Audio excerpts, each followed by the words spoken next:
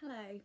I have not done one of these before, but I was walking home listening to podcasts and thinking in my head about my day and how I've been feeling, thinking I'd actually really like to write a blog, but I'm so tired I don't feel like I can. So I thought I chat away quite a lot on social media with my Instagram and Twitter for work, so I thought I'd give this a go. So I'll try and keep it short for the first time. I won't talk about my crazy hair too much, although it is pretty crazy. My ears really hurt, it's really cold. But I thought I'd like to talk about specifically when you have one of those days. I think you should all know what I mean. One of those days, it's a phrase we use countless times to describe a day that really could have been better. Sometimes it's actually been a really crap day, and our reactions to that can be quite varied. Sometimes we're able to be like, oh, one of those days, whatever, and just kind of gently tap it away, forget about it. Some days you spend the whole day, okay, that's my husband calling me on his way home, you spend the whole day just firefighting, I guess. And I don't mean firefighting problems, although that is quite often a thing, you know, firefighting problems that come up in work, maybe it's something in your personal life, things. I remember when we were buying a house, there was all these different things that would come up and you'd have to sort them out straight away. But firefighting your emotions, and every now and then something very little might happen and really tip you over the edge, and it can be ridiculous. I think we all know the story, well, most people know the story of quite a few years ago. I was obviously having a bad day or a bad time longer than a day, and I was cooking dinner, chopping leeks, and my granddad phoned and wanted to speak to me, so I went off on the phone and Chris started chopping the leeks, and I come back and he's chopped them too thick. Now I know, like, it's like saying, oh, who's gonna cry, don't cry over spilt milk, whatever. I cried over badly cut leeks. I absolutely bawled. I was a sobbing mess. Chris was the worst person in the world. It wasn't actually about the leeks. It was about everything else that was going on. And today, yeah, it was one of those days. A couple of things happened where I just felt a bit fed up, and then it kept kind of, every time that something else happened, I kept dipping and dipping and dipping, and I thought, I still do think that at the time I dealt with it quite well, but what I didn't do was protect myself. I didn't stop and not put my shield up, but help myself out, really. I just kind of carried on and kept pushing it aside. And there's this thing, I use Headspace, although not as much as I should recently, but I've used it quite a lot. And there's this expression that Andy, the Headspace man, says, which is, if you shove something away, it's going to come back at you at the same force. If you gently nudge it, he always says, in your mind, if there's a thought and you're trying to have a clear mind, you knock it gently with a feather, and then it kind of floats off in that direction and it keeps going, and it makes total sense. And I think today was a day where I kept going, go away. And so it got to the end of the day, got on my train, it was really busy, and I started feeling quite stressed, quite anxious. And I think I've promised myself recently that I'm going to dance it out more. If anyone's seen Grey's Anatomy, that is a reference to Meredith and Christina. They dance it out all the time. If there's something bad happens, they dance it out. And I have my earphones on the tube, and I'm kind of bopping like a crazy person. I don't care. And then I get to the station, the next station, ring my husband, talk to him, and I can feel myself, my emotions really on edge. And on the one hand, I feel totally fine, and on the other hand, I feel like I'm about to tip over this edge. I can feel the tears and the emotion, and I can't justify it because I'm like, this is stupid. Why are you feeling like this? And I guess I'm being quite hard on myself. And do you know what? The things that happened today, they're out of my control. There's nothing I can do about a lot of them, and I'm okay with that. I am.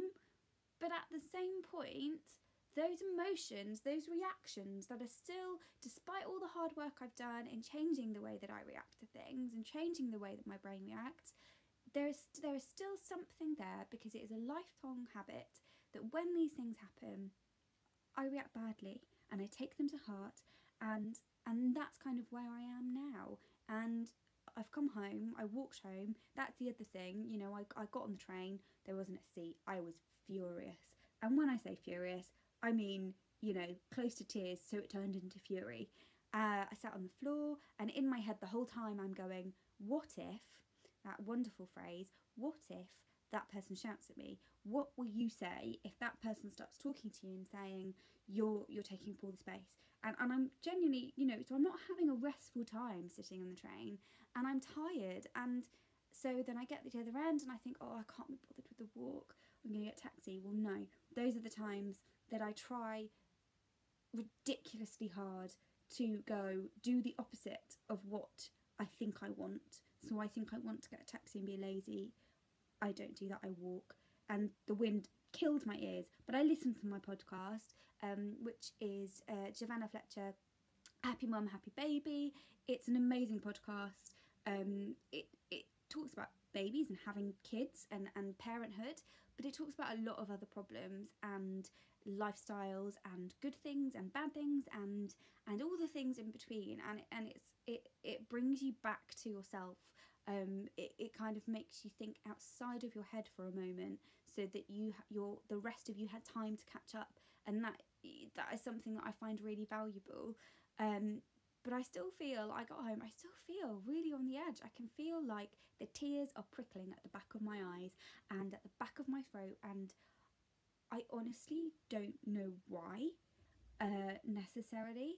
At least the things that I think might be why, I don't actually care about or feel like I give them much strength, but obviously they do have a strength. And that kind of brings me on to the next point, and this is probably a bit of an uncomfortable subject for some people, particularly if you're a man, although it shouldn't be, in my opinion, for anybody, because it is a natural thing. But I am premenstrual, and I don't know how it affects other people, because it affects people so in such a varied way. But for me, I have always really struggled. I'm kind of okay when I'm experiencing my period. I get quite a lot of pain, but it is always the time before, when the hormone balance changes inside of your body. And actually, when you do have anxiety or depression, or you are I can't say that word, can I? If you have a predisposition, if you are predisposed, there you go, to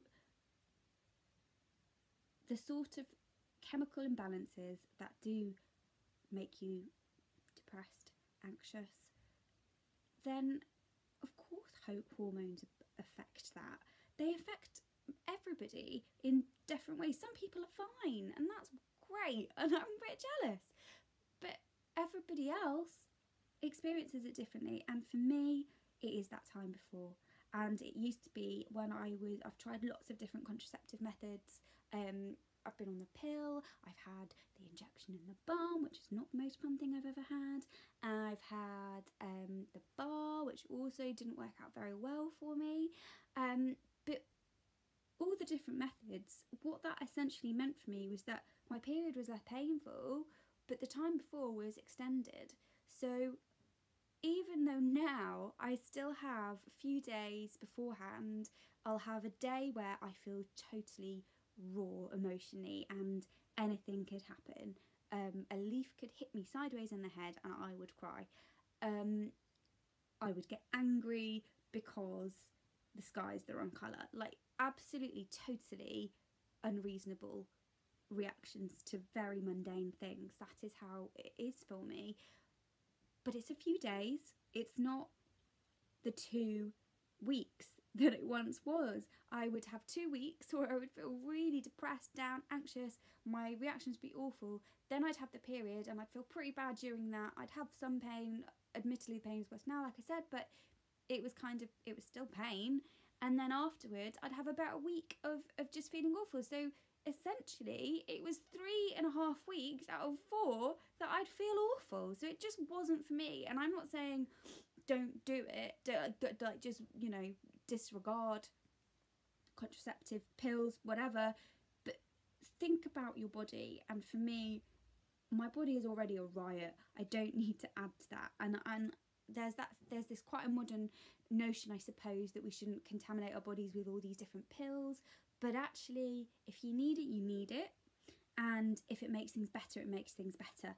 And it's the same with antidepressants. They really helped me get back on track, and I'm off them now, and it's been a difficult journey. And what I learned this time that I think I didn't learn last time, the last time I felt really ashamed to be on the antidepressants, and so when I came off them I felt like I no longer had this secret. And so now, this time around, where I went, I need to be on antidepressants, I kind of was still resistant, and I was on them and I didn't rush it.